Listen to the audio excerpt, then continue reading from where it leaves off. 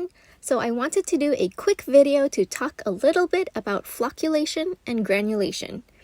I've been really intrigued by the differences for some time now, and I feel like not a lot of people have talked about this, so here I am!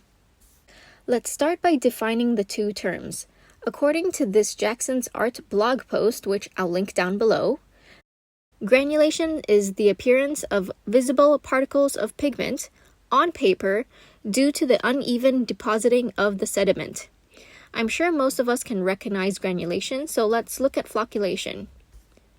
Flocculation is the mutual attraction of small particles of pigment into groups that creates patterns on the paper. I don't know why, but somehow I've been so drawn to flocculation, but it's not as common as regular granulation. Allow me to show you a few examples. You may have seen this already in my cobalt turquoise comparison video, but basically the granulation of the pigment is shown very clearly here. It's very evenly distributed. As well as here with potter's pink. The particles of the pigment are just spread everywhere rather evenly. However, for flocculation, it's a bit harder to find. I only know of a few colors that flocculate, which I'm showing you here now. This one is Transparent Yellow Oxide by Daniel Smith. As you can see, there is a clear congregation of pigment particles.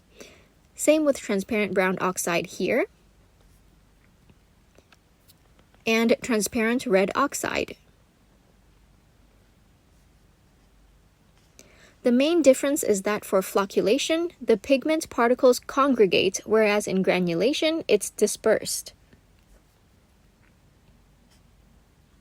Another clear example of flocculation happens with Winsor&Newton's mauve, made with PV16 manganese violet. Now that we've seen examples of both granulation and flocculation, I've come to a conclusion that flocculation is a type of granulation, but not all granulation is flocculation. Just like how all squares are rectangles, but not all rectangles are squares. Does that make sense? I hope it does, because that's the only way I know how to explain it.